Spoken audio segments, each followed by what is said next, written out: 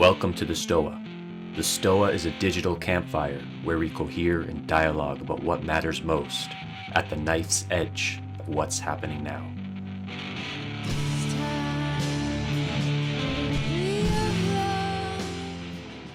Boom.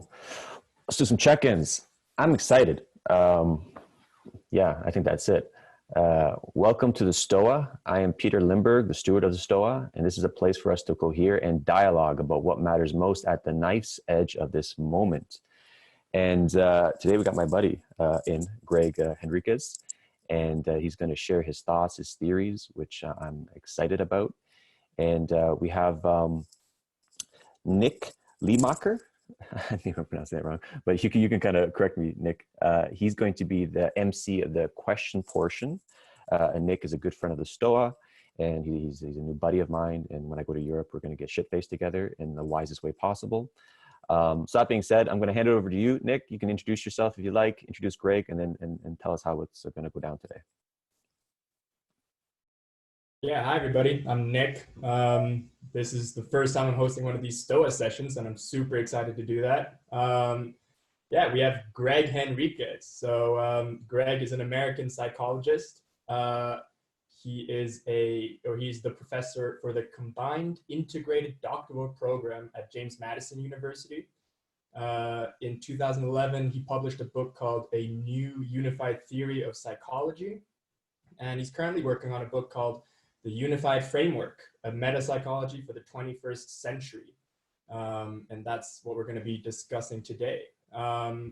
So just logistic-wise, you guys can ask your questions in the chat. I'll read them out if you want me to read them out. I'll warm Gregg up with some of my own questions after he presents, and we'll take it from there. So with that being said, Gregg, let's hear it. Great. Thanks, Nick. First, thanks, Peter. It's really good to see you. Really appreciate the invitation.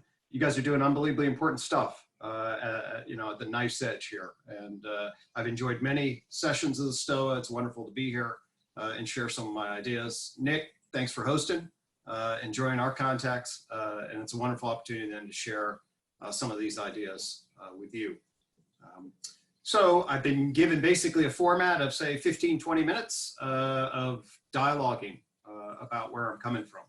And so what I'm going to share with you today is a basic overview of the tree of knowledge system. And it's really a tree of knowledge theory of scientific knowledge in the 21st century. And so let me talk to you a little bit about what it is, and then I'll share it with you. I'll share my screen. I'll give you a little bit of history so you can understand where my background is. So you mentioned I'm a psychologist. In graduate school, I'm going to give you a very abbreviated version so we can get into this. But it is important to kind of know where the framework's coming from. In graduate school, I'm a clinical psychologist, so I was learning the various approaches to psychotherapy, learning cognitive, behavioral, humanistic, psychodynamic approaches. And I was really fortunate to have therapy instructors and scholars who understood that when done with integrity, each of the major modern approaches have an enormous amount to offer. And they can lead to new insights and creativity in the therapy room and have a lot of evidence to support them. And yet at the same time, there is essentially a problem of psychotherapy, that there are these different paradigms, but no consensus. And when you take the key insights from them, there is no backdrop of understanding that allows you to weave those key insights together. So essentially, you're given the option as to whether or not you're going to become a single school practitioner. So I'm going to go straight psychodynamic and a Freudian tradition or cognitive. Or you become eclectic. Eclectic means, okay, I'm just going to borrow and make it my own. And that's not for somebody, and I'll just speak, myself. I really emphasize coherence. That's what from a big picture view. So Stephen Jay Gould talked about hedgehogs and foxes. I'm a big picture hedgehog guy. I'm looking for one big system often. That's where my intuition takes me. So all of these different systems with all their different language has bugged me. I learned about what's called the psychotherapy integration movement. There is an actual movement inside of psychotherapy where people are systematically exploring ways in which the various paradigms might go together. So there's a society of about 500 people. They have annual meetings, and it's now very mainstream. I actually took a different approach than most of them in thinking about this problem of psychotherapy. And I'll ask you just to take a second and think about medicine for a second in the modern Western tradition of medicine, okay? Our modern Western approaches to medicine are reasonably well unified, okay? There are definitely different approaches, and there are alternative medicines, especially if we go to the East, and many individuals question, rightfully so in many regards, whether or not the institution of medicine as it's employed. However, if you're a physician and you go and you learn how to treat the body in a modern Western way, you learn about all the organ systems, you learn about the cells, you learn about the various approaches, you can become a general practitioner, or you can become a specialist. But they are unified relative to our basic understanding of human biology, okay?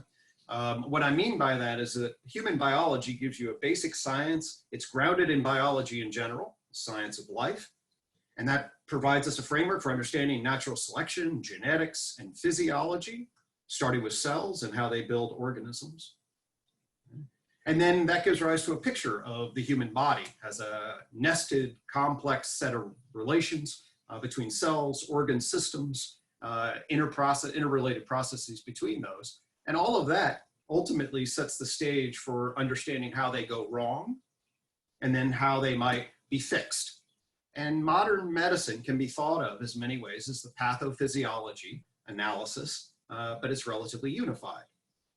So that actually gives rise to an idea, if you jump up a level. If you have all these different psychotherapies, wouldn't it make sense that these therapies might be unified by the science of human psychology? So I'm in the mid-1990s here in terms of the time frame, and basically I asked that question. I said to myself, hey, why wouldn't we have all the different psychotherapies be grounded and attached to a unified conception of human psychology, okay? And in addressing that question, I essentially discovered something which I already knew, but I looked at it in a very new light. And that was, I already knew it, but I didn't appreciate it. And that is, there is no unified approach to psychology, okay? There simply isn't. But now I actually had this question fundamentally in a different way. I learn, like virtually everybody, if you go into, you take a Psych 101 course right now, they'll tell you, they'll say psychology is the science of behavior and mental process. And the key word in that is science. Psychology fundamentally is about science. It's about asking empirical questions, engaged in observation, measurement, construct validity, analysis of variables, causal experimentation. And it is through that that we gain understanding as opposed to, say, folk psychology, or say anthropology's ethnographic approaches, or any other number of different contrasts. We're going to engage in behavioral science methodology to understand what it is that we're trying to understand. But if you flip that around and you ask the question, well, what is it that we're actually trying to understand? And utilize the description's behavior and mental process, and you look into the question about the ways in which people define those terms, that's when you realize what I discovered, and what is actually very well known, if you look for it, is what I call the problem of psychology. And that is the terms behavior and mental process, these mean very, very different things to people, to different paradigms, to different thought processes. In other words, there is no consensus about what behavior and mental processes actually refer to in the world. Instead, what you have is a wide variety of different paradigms, models, and language systems that construe the world to define those terms in particular ways.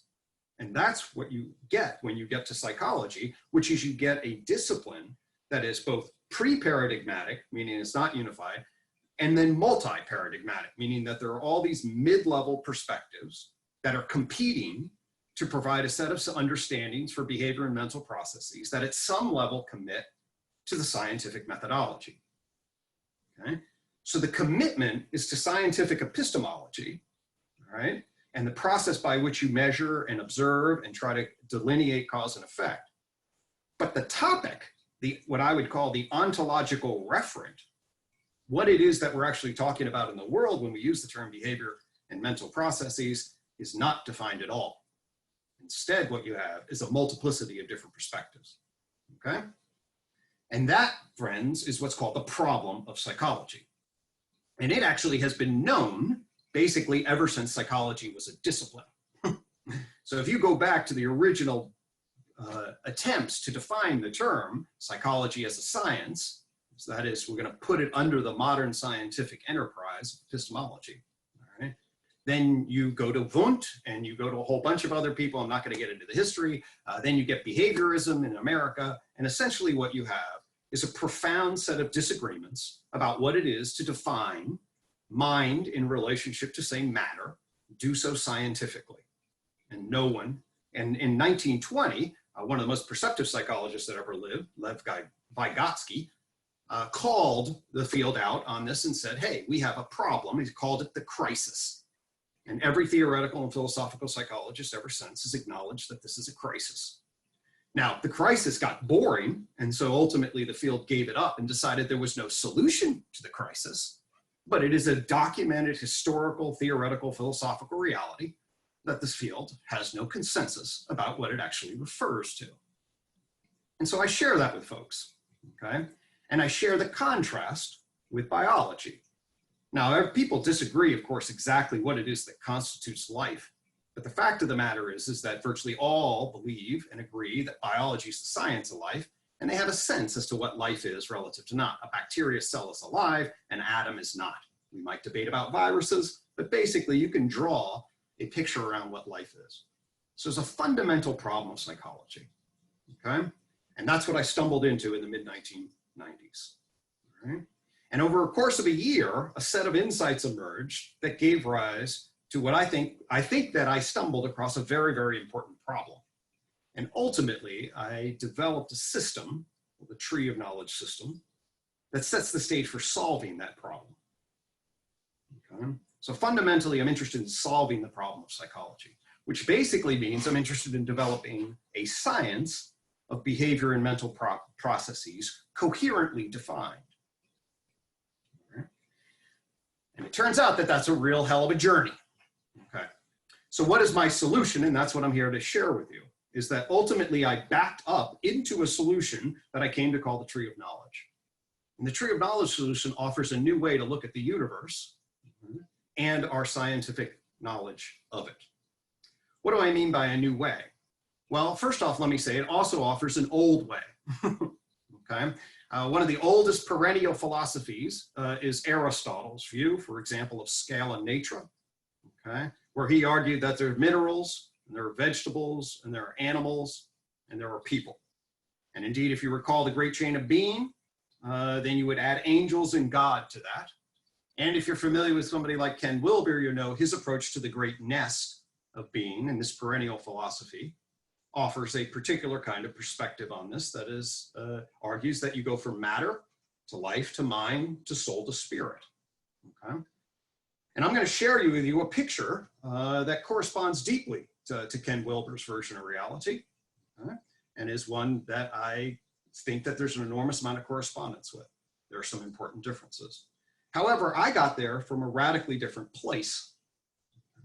What I got there through in relationship is asking this question, what the heck is psychology? And fundamentally realizing that there was no answer, and I then stumbled into a particular way of thinking. So, what is the tree of knowledge? The tree of knowledge argues fundamentally that the universe is an unfolding wave of behavioral complexity. That wave of behavioral complexity starts with the Big Bang, gives rise to a material dimension, where we talk about the behavior of energy and matter on the fields of space and time. And over a period of 10 billion years, we then see the emergence in our particular lineage of life. Life gives rise to a radically different dimension of behavioral complexity in the language of the tree of knowledge. And I'll explain exactly why. but we all intuitively have a sense that living entities behave radically differently than atoms or molecules on their own. Over a period of several billion years, we see another jump in complexity, according to the tree of knowledge. This is the jump from life into what I call mind. Mind is the third dimension of behavioral complexity. And finally, there is culture.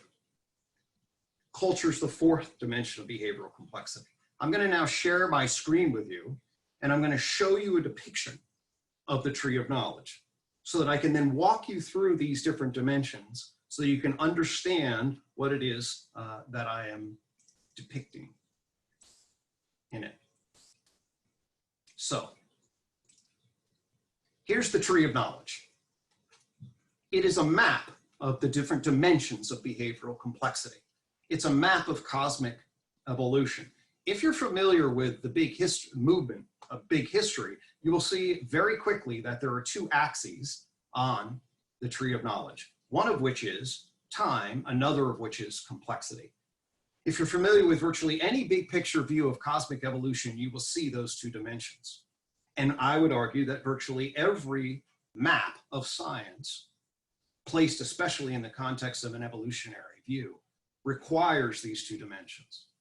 But what's novel about the tree of knowledge system is the idea that there are nested dimensions of behavioral complexity inside and above the dimensions beneath, starting with matter.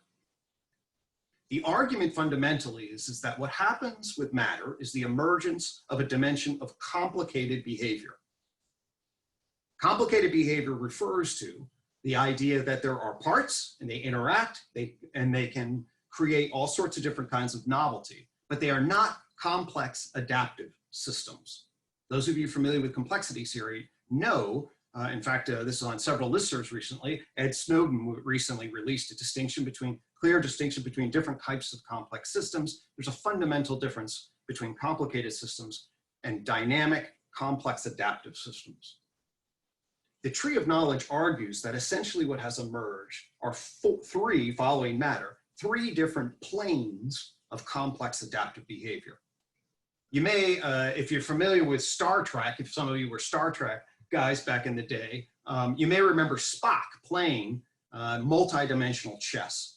Well, the tree of knowledge argues that the universe can be thought of, but from a human perspective, in terms of where we're positioned, as different dimensions or boards of complex adaptive behavior, one of which is that follow matter, one of which is life, one of which is mind, one of which is culture. Now, why? Why are these the dimensions? And this is one of the things that the tree of knowledge answers. Fundamentally, it says what emerges with life, and then again with mind, and then again with culture, are information processing and communication systems that give rise to new dynamic control relations. So, take a cell. What are the defining characteristics of a cell? It stores information, DNA, transcribes information, RNA, creates a complex dynamic network, and communicates with other cells to create either colonies or relations, food distribution, and life fundamentally is defined. Living behavioral processes are defined as a function of those information processing and communication networks. Now, fast forward to 700 million years ago. And we get right at the time of the Cambrian explosion. If you're familiar with the evolution of animals, you get an explosion of complex bodies, animals with distributed nervous systems, and a centralized control center like a brain. That's a brain.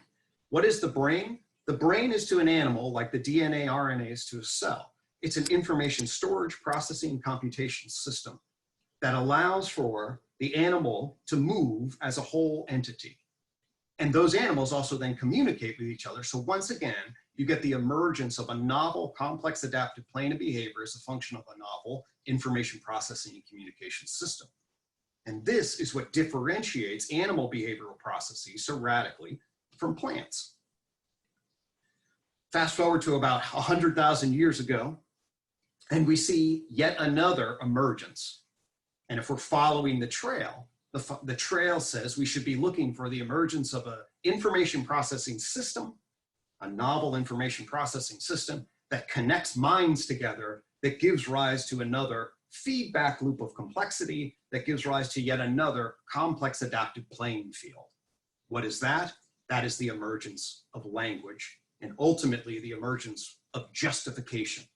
Propositional language and question-answer dynamics that build belief value networks that coordinate individuals in the form of culture, which then sets the stage for them to build societies.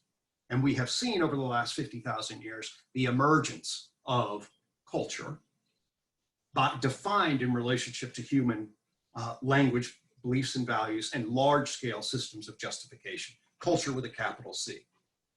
So what do you get here with the tree of knowledge? You get a map of the ontic reality and the evolution, cosmic evolution of behavioral complexity. But there are features to it that are very unique. You get a distinction between the dimensions of complexity, and you get a way then to correspond those distinctions between different domains of science. The argument is that the concept of science maps the ontic reality of behavioral complexity, and we can now correspond our mapping, our ontologies of science, with the reality. The theories of science mapped with the reality. And what this suggests is that there's a way to conceive of the different domains of sciences, physical sciences, biological sciences, social sciences, as corresponding to the different dimensions of complex adaptive behavior. If we do that, what emerges is a novel way to solve the problem of psychology, which I can get into. But the last piece I want to make before I then open this up to questions is for us to take a deep breath and think seriously about this formulation and apply it to ourselves. If we take it seriously, what it means is we can see ourselves as physical material entities, right, that have a weight, have a mass, have an atomic structure. We can then see ourselves as physiological entities that have cellular structures, that are communicating amongst themselves and forming networks of organs and organ system communication that gives rise to a physiological whole. We can see ourselves as a neuromental entity, whereby our phenomenological conscious experience somehow pulls together our whole brain activity, gives us a perceptual experience, and that corresponds to our capacity also to behave as whole entities. And finally, there's narration. There's the capacity to self-reflect and justify to ourselves and to others what we are, and to think about the rules and programs of our culture and decide what is acceptable and what is not. What that means is we can think about ourselves across the 4 quadratic layers of dimensions of complexity. And so I encourage us to see whether or not that correspondence allows us to sort the various behavioral frequencies that are commensurate with our perspective. And the final piece, what I'll do is I'll try to bring us now collectively together. I'll think about where we are in history and invite us to consider whether or not this pattern would continue. Is it the case then, if it is the case, that there are different information processing and communication systems that get networked together? And if there are novel ways of forming computation, and these are the things, the ingredients that give rise to a complex adaptive plane of behavior, a new perspective on our current situation emerges. I think many of us, certainly any people I talk to, feel like we're on the flux of something. It's almost as if we're in a time between worlds, to use Zach Stein's frame, or that we need to shift to a gain B equation.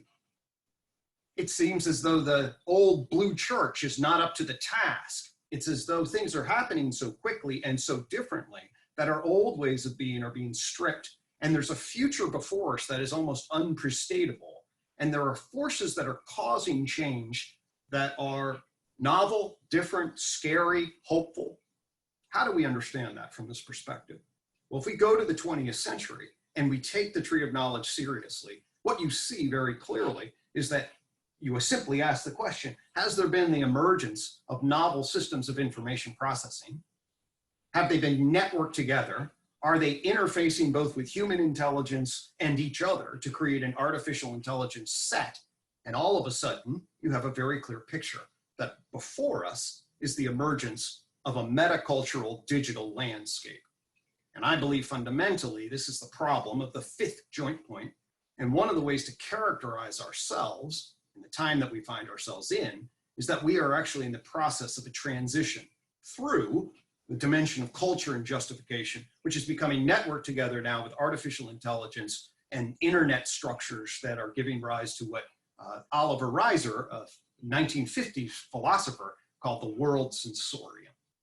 And so with that, I will pause and say, here, this is the map. Ultimately, this provides a framework for understanding both what psychology is, and I argue now in my latest book, really, this is a 21st century way to understand the physical, biological, psychological, and social sciences. So I will stop my sharing the screen for now. And see, Nick, if you want to riff off of that, and then we can pop into Q&A. Yeah, I mean, wow. So I remember the first time that Gregg walked me through this, and it just blew my mind. And now you just did it again for a whole freaking audience. So this is that's pretty incredible. So I mean, obviously, asking about the fifth joint point and going down that rabbit hole of what that could be, that feels really alive to me. But before we maybe go there, I wanted to ask about something that Peter talks a lot about here on the Stoa is being in right relationship, right? Or you talk about coherence in the beginning of this talk. And so I feel like your theory provides an intellectual way of understanding what it means to be in right relationship with reality or with nature and stuff. And then there's an embodied way, of course, of doing that, which is sort of what Vervaeke's ecology of practices could be getting at. So do you think that with, you know, meditation and journaling or whatever it is that these methods provide, that's a way of getting us into personal harmony? And then if we do that at scale, collectively, we get collective harmony, and, you know, we're able to create what Zach Stein calls a unique self-symphony, right? So yes. Is that our way to even manage to get to that fifth joint point by doing these sets of practices? Well, okay, so that's a great set of questions. Let me see if I can, sort of respond to them. So I'll just remind everybody that I'm a clinical psychologist and have been training clinical psychologists for, since 2003 here at the James Madison University. And that my concern fundamentally is with well-being and dignity and doing and living with integrity. So I'm fundamentally concerned with wisdom.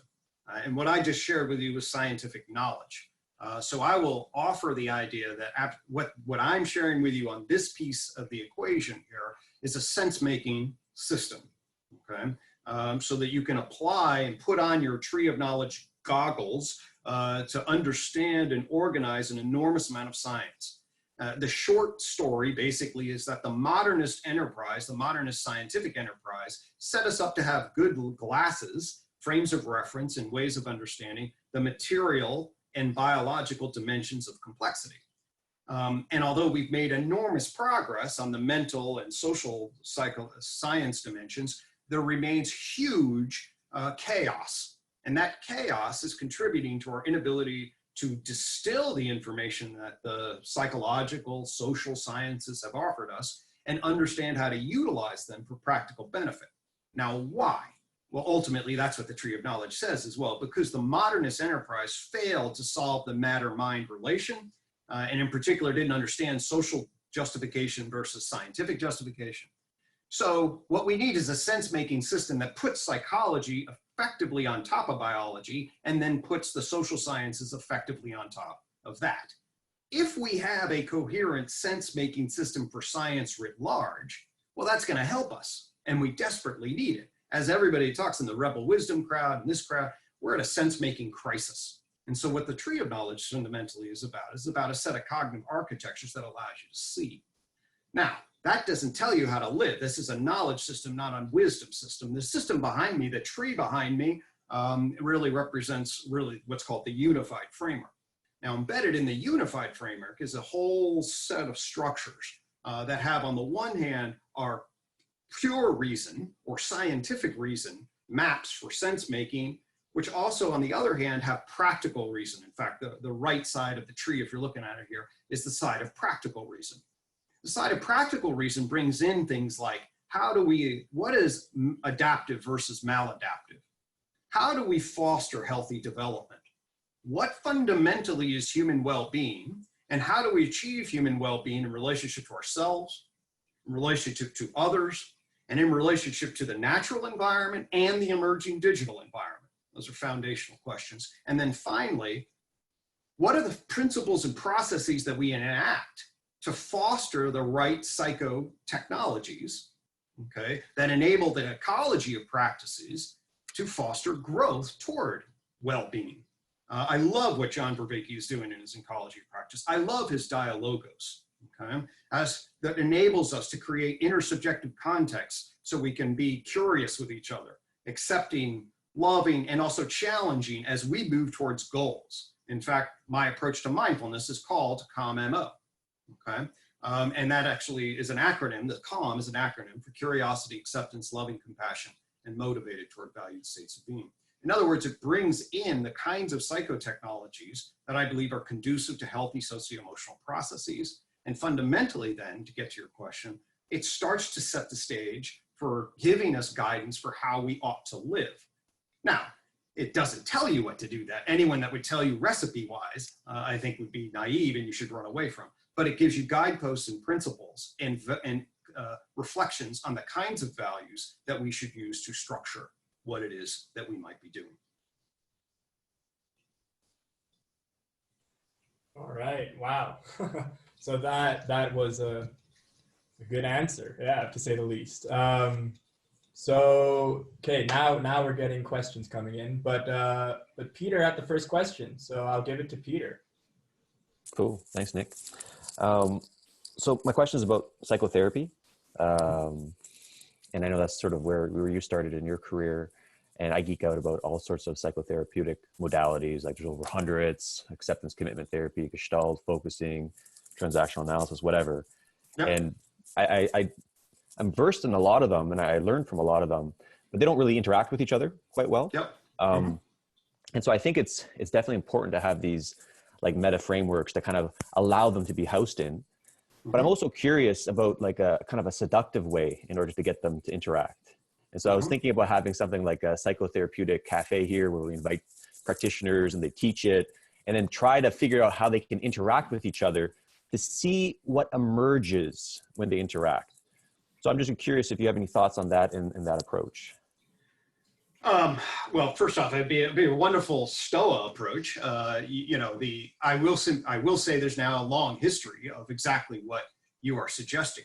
That's called the formal academic home for people that have been wrestling with this, which has been started since 1983, is the Society for the Exploration of Psychotherapy Integration, SEP, okay? And that's literally professionals coming together with, notice the framing, it's a society for the exploration of psychotherapy integration. So it is literally a meta frame that brings individuals together precisely along the lines where you get sophisticated dialogue and exchange from various perspectives, and then you explore the processes by which you might riff off of each other, blend them, develop ways of benefiting and exploring. So it's been going on for a long time. In fact, I was socialized to that. I love that.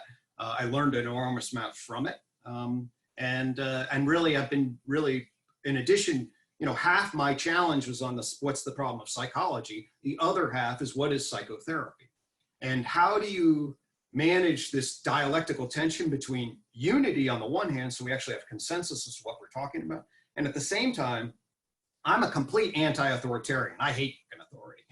Sorry, language-wise, okay? So it's like, I do not want a script, and I do not want somebody to tell me what to do. That's gonna crush my soul, all right?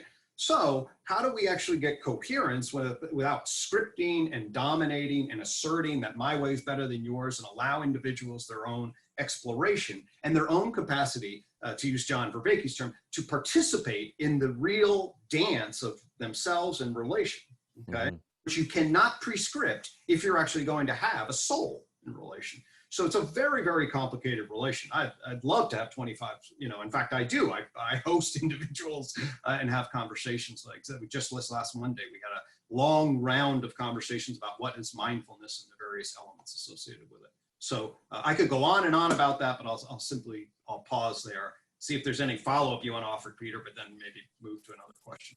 Yeah, I do have lots of follow-ups, but maybe we can bookmark it and get you back on the Stoa and talk about it. I'd be happy. Right. So, I mean, I'll simply say for, since 2003, for 12 years that I directed a combined integrated doctoral training program. I taught integrative psychotherapy. I've navigated this. This is that's my professional wheelhouse and life. So that's hard to summarize quickly. Beautiful, beautiful. Thank you. Yeah. Awesome. And as a good follow-up that builds on that, Edward, could you ask your question? Edward Berger.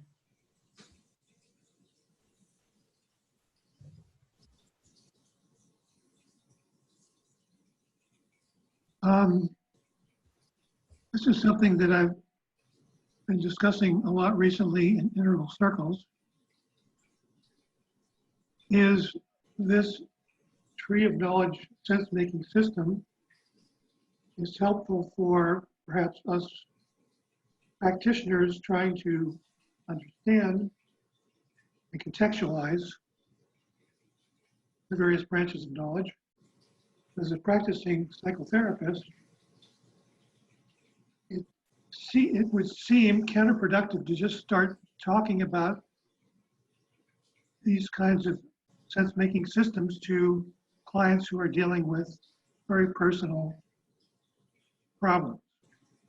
So how do you translate this down into treating a patient where they are to make their life happier and healthier without feeding them a bunch of theory that not only goes over their head, but might turn them off? Of course. Yeah, so I want to be very clear. My approach to psychotherapy is not to start with the tree of knowledge by any stretch. Okay, my approach to psychotherapy is to start with an indigenous, real relationship and understand what the presenting problem is of the person in front of me, and to communicate both directly and indirectly to the extent that's appropriate. That I care and am deeply interested in who they are, and convey relational value and establish an opportunity, perhaps where, if appropriate, given the presenting problem and my expertise, I might be able to help them. Okay, so the first thing that you want to do from a psychotherapeutic perspective is you want to create a healing context. All right? Now, I have a systematic approach by which then I will assess psychosocial functioning. We didn't talk about it that much, but on the fifth branch of the tree, which is actually the first one that's under psychotherapy, the psychotherapy side, is called character adaptation systems theory. Okay, character adaptation systems theory then translates the theory side of the tree to an applied model of how people adapt to the environment, and it argues that actually there are different systems of mental adaptation. I'll just list the standard meaning words that we use. There's the habit system. Okay, so at a base level, you form procedural habits that are essentially operate automatically outside consciousness. They're triggered by stimuli. They have contingency codes, essentially, that you enact. Then you have an experiential system. This is what Carl Rogers was deeply concerned about, organized by your core emotion and perception, but really sits in your heart and tracks your sense of relational, your values affectively. You also have a relationship system, your real attachment system, which is how you place yourself in relationship to others intuitively in terms of your working models relative to your history, like your attachment system. Do you have a clear, strong, robust, secure attachment system, or do you have a disorganized and vulnerable attachment system? This creates basically your phenomenological architecture, okay? On top of that, you have your self-conscious justifying system, all right? So if I ask somebody, hey, what brings you in today? What I am getting is their public narrative that describes what it is that they are, how they justify who they are, what's happened to them, and what their problem is, okay? And then between their self-conscious justifier and all what I talked about from an intuitive, experiential, and relational position, okay, what you have are all the defenses, because they're trying to regulate how they actually feel, how they think they ought to feel, and how they should feel to me. So what I do is I then take an opportunity, I listen to their story, I convey relational value, and I listen to the various themes of adaptation across their habits, across their emotions, across their relationships, across their justifications to me and to themselves, and how they describe their interpersonal and developmental world. It's through that then that I enable an opportunity for both of us to perhaps develop a sense of awareness, set the stage for accepting what we can't change, and then identifying possible adaptive pathways that we could work on in the therapy room that would enhance their well-being. All right. Wow, there's a lot of good questions in the chat, but Kiaran, could you ask your question? Hi, don't know which one. Let's go with the, I suppose, the top one. The idea of obviously taking the extreme of perspectives and full emergence all to the other side. To what extent are ideas like a soul or a daemon merely analogies to guide us on the bleeding edge of emerging complexity? Because of course, for a soul to have existed prior, it suggests there was something prior, but of course, pure emergence suggests things are being created as we go. So I'm just wondering what your opinion is of those two perspectives. Yeah. So this is a great question. And I'll tell you, my primary focus is what I call on my metaphysical empirical system. And what I mean by that is the tree of knowledge, what I just showed you, I now characterize it as a descriptive metaphysical system for our naturalistic scientific knowledge. And that's where my focus is. So I am a naturalist in that regard. And my focus is trying to understand the world through naturalism. And I start with energy in the physics concept of the word, basically, and the emergence of matter and the emergence of life, the emergence of nervous system, mind, and phenomenological consciousness, and then the emergence of self-awareness into where we are here, okay?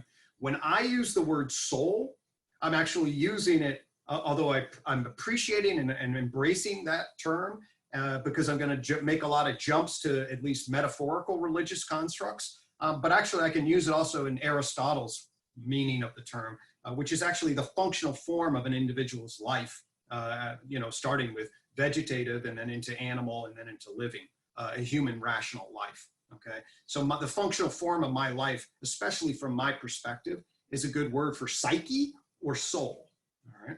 Now, I am a big believer, okay, at multiple levels, okay, of sort of our ultimate concern that resides. I offered a letter, an open letter to humanity, where I frame what's called the elephant sun god. Okay, the elephant sun god is my metaphor for our ultimate good concern. Okay, whether it's Aristotle's notion of eudaimonic, the ultimate eudaimonic endpoint, or whether we're talking about an omega, whether we're talking about Roy Bashtar's meta-reality, or any number of spiritual concepts that orient me toward the ultimate good. Okay? So I definitely would say that, yes, I have a soul that's the function of my life, and a key aspect of my soul is my ultimate concern. That's my fundamental concerns with morality. I love somebody like Jordan Peterson's analysis, okay, of the Bible, and the idea that, well, we can think about heaven and hell in supernatural terms, or we can think about it actually on here and now terms. Okay? So the Gulag Archipelago is a story about hell on earth, right? And when you're in good shape and your well-being is being met, that can be a story of heaven on earth. All right. So how do I cultivate my soul toward my spirit and not become a demon here on earth?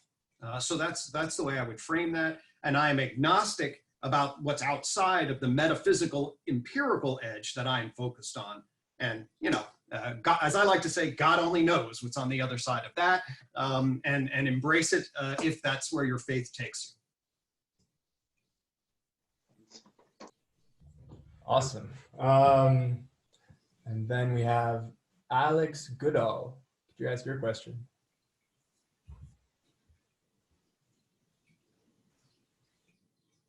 Okay, hi guys. I may have to break off because I have to give up my computer, but I'll try and get it in. So I came across theory of knowledge earlier, but this has really explained it beautifully. I thank you so much. I reacted though when you were starting to talk about the fourth, the next level of complexity being based on AI. So I've got some sort of background in AI, and I'm a bit of a skeptic for it being taken too far. Yes. So where I was going is that the the first two levels of complexity required some new physical, the first level of, the first two levels of complexity required some physical artifact. In the first case, the cell, the second case, the brain. Okay. The next one didn't require a new artifact, but a reconfiguration of the brain in more complex ways. So my question is, should we not be looking for further complex reconfigurations of the brain to take us to the next level, as opposed to some new physical silicon-based artifact? Right. Okay. So I need to clarify what I meant. So what I am saying is that there's a digital landscape that is emerging. Okay. And I'm not saying that's all going to be located in an artificial intelligence. All right. I'm not saying that. I don't think people know what that is. I'm simply saying that the landscape is being laid down for it, and the 21st century is being set for it to see it emerge. Okay. And whether that emerges based on a genuine, full-fledged artificial intelligence singularity, okay, or whether it fundamentally emerges through collective intelligence experiences and a social, technical, psychic web of connection, all great questions. I don't think we have any idea how artificial intelligence and human intelligence and collective intelligence are going to be fused and interface and interact to create whatever, okay? Right. To me, that's the unprestatable future of the second half of the 21st century. I don't know, okay? But I do know what the tree of knowledge says is that the ingredients are there and something is happening, okay? To get to your other point, I'm what's called a behaviorist rather than a physicalist, okay? So I actually think very much clearly what science fundamentally to me is about is behavior. And I'm also, I'm very keen on semiotics, cybernetics, information processing, complex adaptive system kinds of behavior. So you say, yes, it is true. Of course, we didn't build a whole new brain, but I would say actually the brain, human brain, built a language acquisition device information processing system that is very much what I in fact call mind 3, is actually a mind within a mind, okay? And functionally, the linguistic system and the language acquisition device, as it explicitly yoked together our minds in an intersubjective highway, essentially did then enable us to create a meta-animal consciousness that allows our self-consciousness to connect with each other. So you're right, there's definitely not a physical differentiation like the others, but the functional form difference of linguistic language information processing as opposed to neurophenomenological processing is profound. Good, thank you. And then we have Deef or Def. I don't know how to pronounce it, sorry. It seems like you started with this desire of it to get a unified approach, or you saw these disparate approaches. And just breaking that down into science wants to observe objects as separate, atomized, whatever. Mm-hmm. And that sort of reduce everything and then build it back up. Mm-hmm. Does science have a limitation that it's inherently not a holistic approach or a complex system approach? And you're trying to build it up from a scientific point of view. So there's all this layers and jargons that can anyone keep up with all these words? Yes. Are you familiar at all with integral?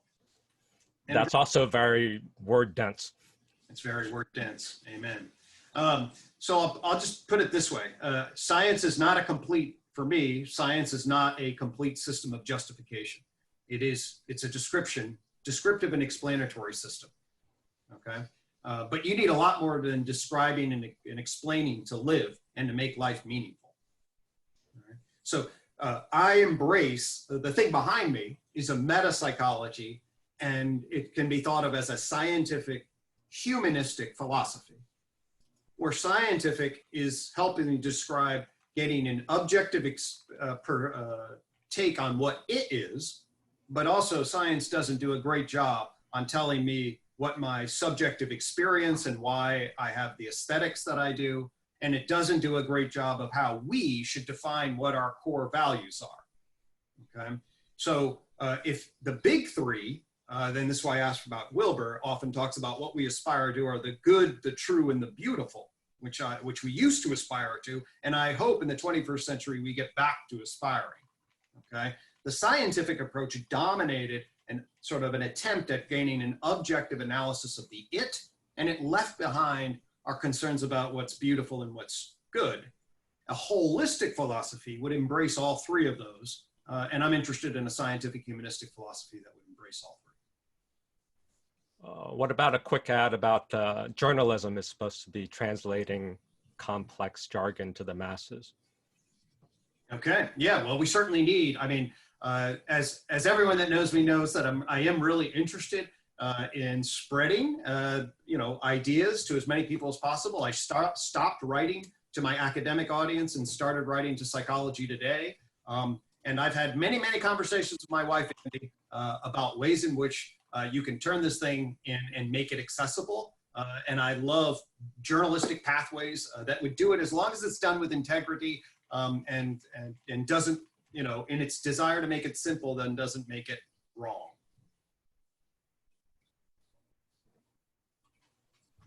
Awesome. And then maybe we can still squeeze in Key's question, which has something maybe to do with the fifth joint point as well. Hi, Greg. Hi.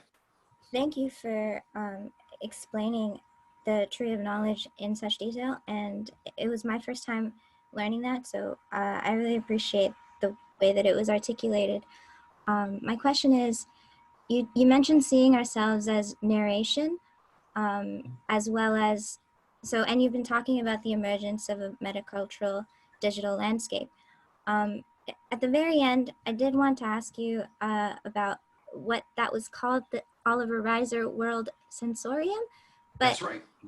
Okay, so how do you see internet structures within the tree of knowledge? And more specifically, because you're coming from a behavior perspective, it seems like, how do you see psychology playing a role in dealing with the maladaptive behaviors in the emerging landscape in the internet structures? And I have to say, again, super appreciate this talk because my background has been in psychology. As you can see, I'm not putting up my face. I just would not like to be recorded. But there's an icon of the psychology symbol upside down. So mostly because it also looks like the wave symbol. I mean, it is the wave symbol for psychology as well. I love it. Yeah. Thanks. And then when it's upside down, it also looks like a mathematical symbol for transversality. So I say all that only because I'm so interested in this part of the fifth way of looking at things, and love to hear your perspective. Okay, so a lot there. Let me break it up into at least two parts of the question that I heard. So one was about, well, where is the internet on the tree of knowledge, and how do you understand that? That's a great question, and it's important to know to have a real key for what the tree of knowledge is. So the tree of knowledge is a map of the unfolding wave of behavioral complexity, okay? And I should say it's a map of the natural sciences. So what is not on the tree of knowledge are material cultural tools, which then grow into things like the internet. So it does not represent everything. It represents the dimensions of behavioral complexity. So putting a building on the tree of knowledge, actually a building I would characterize as material culture. And I have actually working on a chapter right now that it clarifies the taxonomy of actually how to apply the system. Okay, so it does take some practice. You raised a great question. And wait a minute, where exactly is this digital internet thing? The form of behavior that is coalescing around it is beginning to emerge. And that's what the digital landscape will be in relationship to the concrete artifacts that are material culture. That's actually, they're a hybrid between the material dimension and what we humans build, human tools at least. So there's that. That's a conceptual taxonomy question. Great question. And actually something I've wrestled with quite a bit. And then the other issue is a totally separate question about, well, what about these maladaptive patterns? Okay, and this is one of the reasons that I was so keen on trying to build a system is that this is such an unbelievably complicated question that it's hard to summarize. Hey, I'm going to summarize it in the reverse. And what I mean by that is then, because we're going to run out of time here. In 1968, Martin Luther King came to the American Psychological Association, and he opened with such a profound and interesting thing that it sticks with me when I read the quote. He said, psychologists, you have given us a great word, and that word is maladjusted. And he said, and there are some things to which we should always be maladjusted. All right. So if you're sitting in the audience and you're a psychologist, you're like, oh yeah, maladjusted. That's what I treat is maladaptive, maladjustment. And Martin Luther King flips it around and says, actually, well, what if the person is miserable precisely because the society is sick and their maladjustment is a sign of health relative to that sickness? If anybody watches, you want to put it in a family context, anybody watches the film Ordinary People, it's a great 1980 film, won Best Picture. And it shows a kid whose older brother died, and he's managing it. And all of the pathology that manifests in him, anybody that takes a family systems view of that instantaneously can say that the director, Robert Redford, is saying, maybe the pathology is not in him, but maybe it's in what's around him, okay? So my basic retort to you is the idea about what it is that we should be adapting to, how we should adapt in a completely novel environment, and what we should decide to be the problems or symptoms of the problems turns out to be a profoundly complicated set of questions that pertain to philosophy, values, your overall worldview, and the scientific way in which you define it. And that's why, by the way, the problem of psychotherapy is so unbelievably contentious. And why actually I had to simplify it and jumped over to the problem of psychology, because that nested question of values and how you actually then respond, well, that's a dialogue for a lifetime. Or that's an invitation back to the Stoa. So yeah, that feels like a good place to end this session. Thanks everybody for the amazing questions. And thank you, Gregg, for sharing all that knowledge. I mean, that was incredible. Hey man, I really appreciate it. It's great to be here. And you guys are doing, like I said, you guys are doing a wonderful thing. And by the way, I went to Beck in part because he's a Stoic. Cognitive therapy fundamentally is about Stoicism. And in terms of an alignment with my own values, it's great to be here. Excellent. Thank you, Gregg. So in a moment, I'll do some closing thoughts, but Gregg, my friend, thanks so much for coming on. Hey, like Nick said, we'll love to have you back. Nick, thanks for emceeing today. Everyone, thanks for the questions. Great job, Nick. Yep. Thanks for all your questions, guys. Those are great questions, man. Really, really give me some stuff to chew on. I really appreciate it. Yeah, and the thing is that there's so much good question to choose from. It's hard to pick, but then there's always like a tease for you to come back to more for more Stoa action. So later today we have 4 p.m. Eastern time. We have Justin Murphy. He's going to talk about antisocial virtue, or so that should be fun. You can RSVP on the website, and then after that at 6 p.m. Eastern time, AJ Bond, the shame educator, is going to do a shame breakthrough boot camp. So definitely check that out as well. And the Stoa is based off a gift economy. If you're inspired to provide a gift, just go to the website, thestoa.ca. You go /gift for more information. All right, everyone. Thanks so much.